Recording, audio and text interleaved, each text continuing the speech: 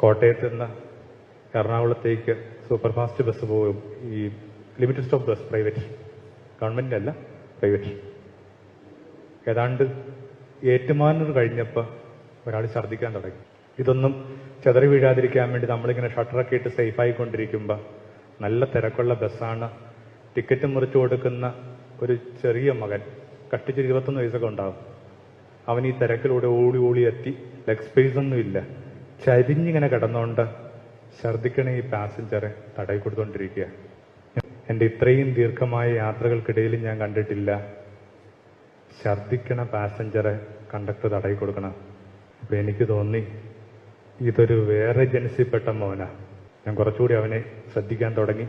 അപ്പോൾ മുമ്പോട്ട് പോയിട്ട് ഡ്രൈവർ സീറ്റിൻ്റെ അവിടെ നിന്ന് ഒരു കുപ്പി വെള്ളം കൊണ്ടുവന്നിട്ട് പറഞ്ഞു, ചേട്ടാ വാ കൊപ്പിളിച്ച് കള, അരുചി മാറുമ്പോൾ തന്നെ സുഖം ഉണ്ടാവും, വാ കൊപ്പിളിച്ച് കളയണം. എന്നിട്ട് കുപ്പി തിരികെ കൊടുക്കുമ്പോൾ വലിച്ചു കുടിക്കുക ചേട്ടാ. കുടിക്കാനൊരു ബുദ്ധിമുട്ട്, കാരണം ഇവർക്ക് വേണ്ടി വെച്ചിരിക്കുന്ന വെള്ളമല്ലേ, പൈപ്പിൽ കിട്ടുന്ന വെള്ളമല്ലേ ചേട്ടാ, വലിച്ചു കുടിക്ക്, പൈപ്പിൽ കിട്ടുന്ന വെള്ളമല്ലേ. നേരത്തെ പറഞ്ഞ് എനിക്കൊരു അസുഖമുണ്ട്, ഇപ്പം ഇവൻ്റെ കാലേ തൊടണം. എന്നാലും തോന്നുന്നൊക്കെ ചെയ്യുന്നത് ശരിയല്ല, സീരിയസ് ആയിട്ടിരുന്നു. അങ്ങനെ എത്ര നേരം ഇരിക്കാൻ പറ്റും? ഈ വയറ്റിൽ വരുമ്പോൾ ചെറിയൊരു തിരക്കുണ്ട്. ആ തിരക്കിനിടയിൽ ഞാൻ കാര്യം പറ്റിച്ചു. പതുക്കെ അവൻ്റെ കാലേ തൊട്ടു, നമസ്കരിച്ചു. അവനെയൊക്കെ തൊട്ട് നമസ്കരിച്ചില്ലെങ്കിൽ പിന്നെ നമ്മളൊക്കെ എന്തിനാണ് ഈ മീശയം വെച്ച് നടന്നിട്ട്? അവൻ ഇത്തിരി ഒരു അമ്പരപ്പോടെ എന്നെ നോക്കുന്നുണ്ട്.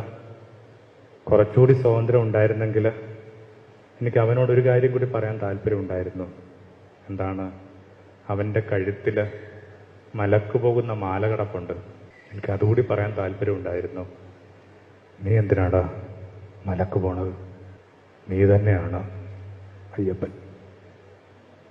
കരിമണ്ട് ചുറ്റി ഇരുമുടി കെട്ടെടുത്ത നഗ്നപാതനായി കല്ലും മുള്ളും ചവിട്ടി വ്രതമൊക്കെ എടുത്ത് 18ാം പടി ചെല്ലുമ്പോൾ അവിടെ ഒറ്റക്കാര്യം എഴുതി വെച്ചിട്ടുള്ളൂ. എന്താണത്? തത്വമസി. എന്താ അതിൻ്റെ അർത്ഥം? അത് നീയാണ്. ഏത്? അത് നീയാണ്. അതറിയാനായിട്ട് മല കയറണമെന്നില്ല. കോട്ടയം വൈറ്റ്ലർ റൂട്ടിൽ ടിക്കറ്റ് മുറിച്ചു കൊടുത്താൽ മതി. അത് നീയാ, അത് നീയാ, അത് നീയാ. പുറത്ത് നിൽക്കുന്നയാളും അകത്ത് നിൽക്കുന്നയാളും ഒന്നാകണൊരു കാലം വരും. ആമേൻ.